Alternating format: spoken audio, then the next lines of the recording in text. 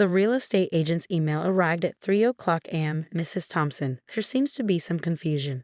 Your husband claims you've agreed to sell the house, but we need your signature to proceed with the closing. I stared at my phone in the darkness of our kitchen. Our beautiful kitchen with its hand-painted tiles and herb garden window that I designed myself. James thought I was asleep upstairs, unaware of his late-night scheming, but I've been tracking his betrayal for months. My name is Catherine Thompson, and my husband of 15 years was about to learn a painful lesson about underestimating me. The signs started appearing 6 months ago, small things at first. James working later than usual, mysterious charges on our credit card, hushed phone calls that ended abruptly when I entered the room. Then came the changes in his behavior. The man who once bragged about my cooking suddenly found fault with every meal. My choice of clothes became frumpy, my interests boring. I might have blamed it on a midlife crisis if I hadn't found the receipt. A $122,000 charge at Cartier, dated 3 days after he told me we needed to tighten our belts and cancel our anniversary trip. The receipt was for a bracelet, definitely not for me. That discovery led me down a rabbit hole of investigation. Bank statements showing large cash withdrawals, hotel charges in cities where he supposedly had business meetings, and most recently, emails to real estate agents about selling our home, all from his private account that he didn't know I could access. Katie? James's voice floated down from upstairs. You coming back to bed? Just getting some water, I called back, keeping my voice steady. Be right up. I closed my laptop quietly, my mind racing. This house wasn't just any property, it was my dream home. The one I'd spent 3 years renovating while working as an interior designer. Every room reflected my vision, my creativity, and now James was trying to sell it from under me to fund his affair with a woman young enough to be our daughter. But what he didn't know was that I'd been 2 steps ahead of him for months. The next morning, I watched James leave for work, briefcase in hand, kissing me goodbye like nothing was wrong. As soon as his car disappeared around the corner, I called my lawyer, Rachel. He's making his move, I said as soon as she answered. Got an email from the real estate agent last night. Perfect, Rachel replied, and I could hear her shuffling papers. Everything's in place on our end. Are you sure you want to wait? I thought about the evidence I'd gathered, screenshots of his messages to his girlfriend Amanda, a 23-year-old yoga instructor, records of the money he'd been siphoning from our accounts, the fake business trips that were actually romantic getaways. But timing was everything. No, I said firmly, let him think he's winning. I want to see his face when he realizes what's really happening. After hanging up, I walked through our house, running my hand along the walls I'd carefully painted, remembering the countless hours spent making each room perfect. James had laughed at my attention to detail back then, calling me obsessive. Now I understood he'd never appreciated any of it. My phone buzzed with a text from my best friend Diana. Just saw James at that new bistro downtown. He's not alone. I asked her to send a photo, even though I knew what I'd see. Sure enough, there he was, sitting across from Amanda, her bleach blonde hair catching the sunlight as she laughed at something he'd said. The Cartier bracelet glinted on her wrist. Thanks, I texted back. Keep me posted. That evening, James came home later than usual, reeking of expensive perfume and wine. He didn't notice how I'd rearranged my home office, moving my important documents to a secure location. He was too busy checking his phone, probably messaging Amanda. Busy day? I asked, serving the dinner I'd prepared, his favorite pot roast with roasted potatoes.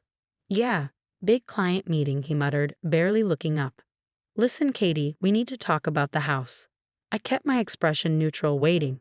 I've been thinking, he continued, pushing his food around his plate. Maybe it's time for a change. This place is too big for us, and the market's good right now. You want to sell? I asked, making my voice small, uncertain, exactly what he expected from me. He launched into his rehearsed speech about downsizing, investing in new opportunities, finding something more practical. I listened, nodding at all the right moments while my mind raced ahead to what would happen next. I actually talked to a few agents, he admitted, watching my reaction carefully, just to get an idea of the market. I forced tears into my eyes, a trick I'd learned in my college theater days. But this is our home. We've put so much work into it. He reached across the table, patting my hand condescendingly. Sometimes we have to make hard decisions, honey. Trust me. I sobbed, rushing from the table like the emotional, irrational wife he thought I was. Once in our bedroom, I pulled out my phone and texted Rachel. He's making his pitch now. Time to move to phase 2.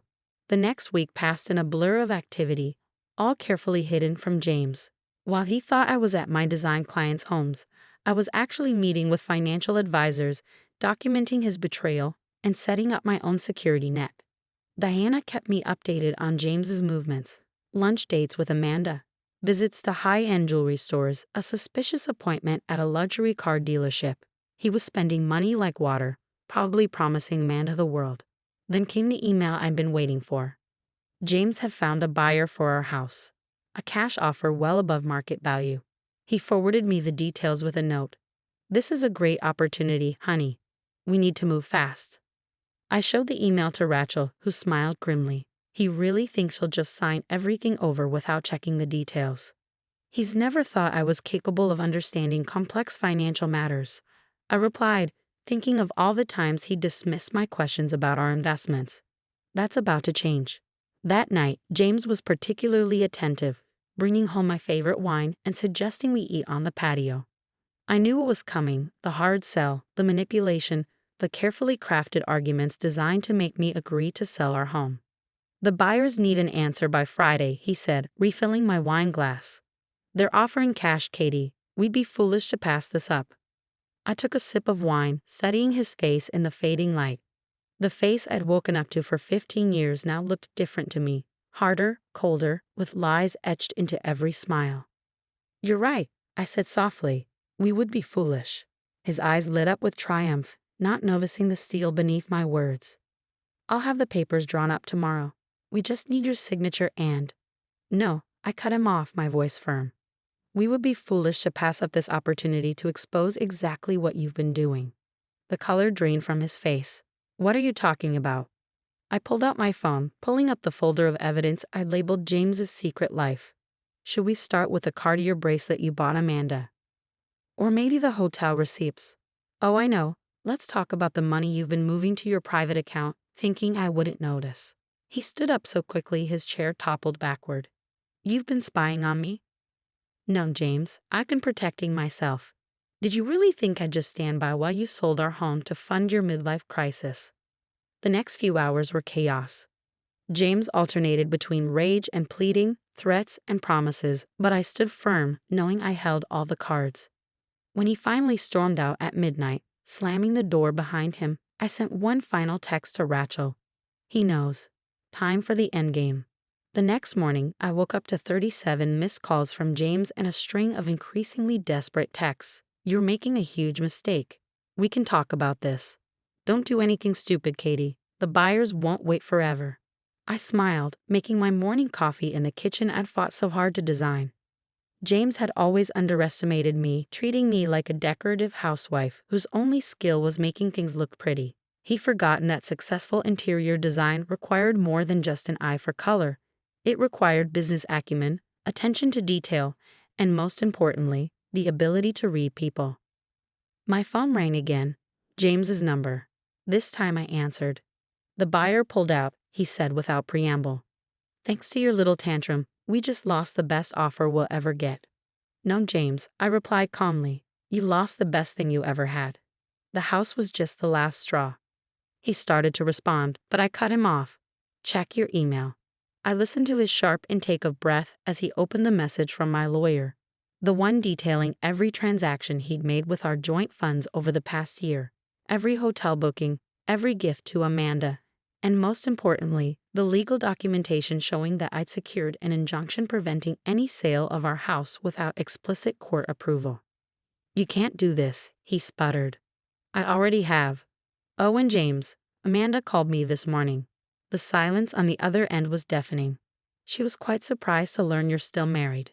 Apparently, you told her we'd been divorced for 2 years, and that's why you couldn't introduce her to any of your friends or family." This was the moment I'd been waiting for, when James realized just how thoroughly I'd dismantled his plans. What he didn't know was that I'd met with Amanda myself 2 days ago, showing her proof of James's lies and manipulations. "She's young, James, but she's not stupid," I continued. "When I showed her the records of how you've been spending our retirement savings on her, She was horrified. Did you really think she'd want to be part of destroying someone's life? The sound of something shattering came through the phone. James's legendary temper making an appearance. You've ruined everything, he shouted. No, you did that yourself. I just made sure I wouldn't go down with you. After hanging up, I walked through our house, my house now, touching the walls, the furniture, all the pieces of our life together that James had been willing to sacrifice for his midlife fantasy. Diana came over that afternoon, bringing wine and sympathy. How are you holding up? I poured us each a glass, settling into my favorite window seat. Better than I expected. You know what the funny thing is? A year ago, this would have destroyed me. What changed?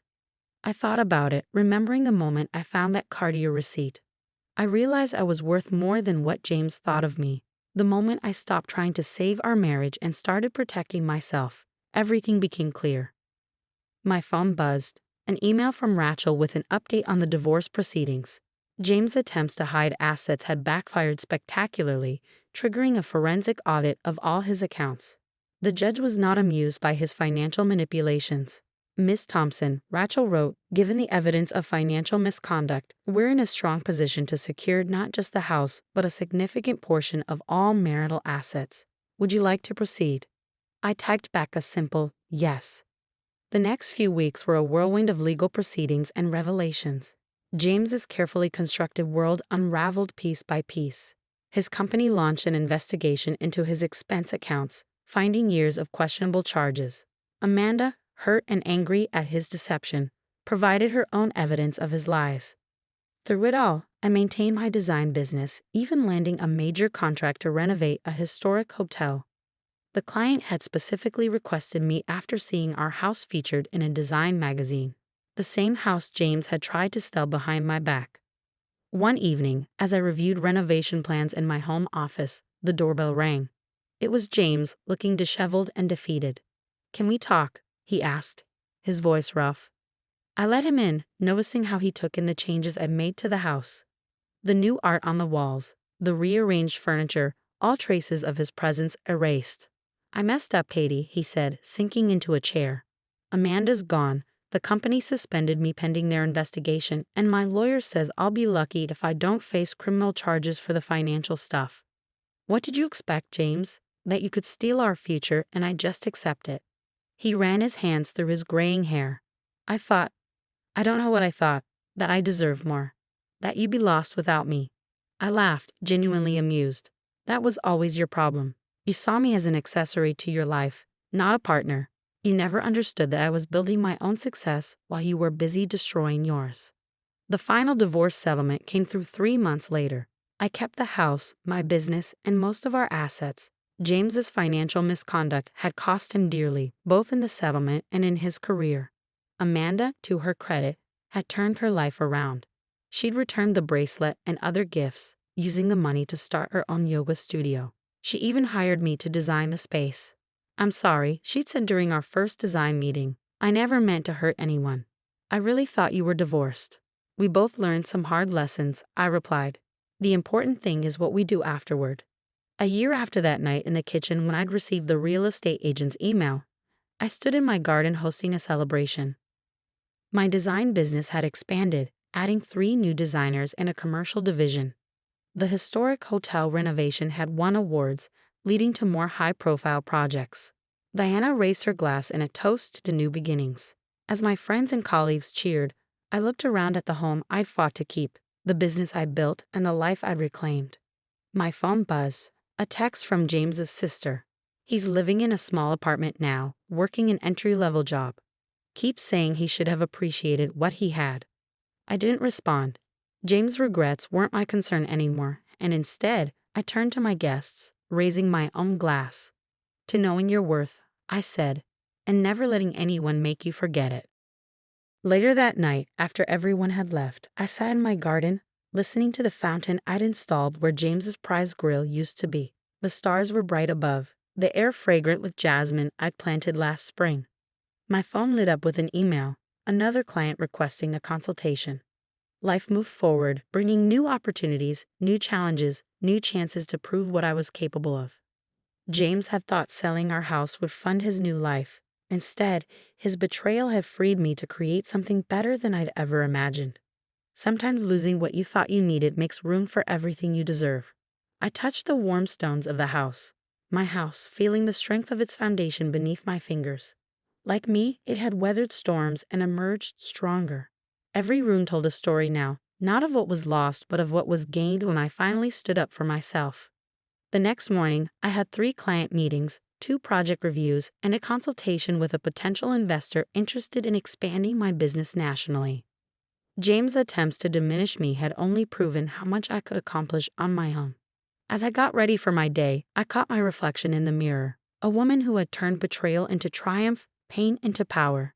The house he tried to sell had become the symbol of my independence, and a life he tried to destroy had transformed into something far greater than his limited vision could have imagined.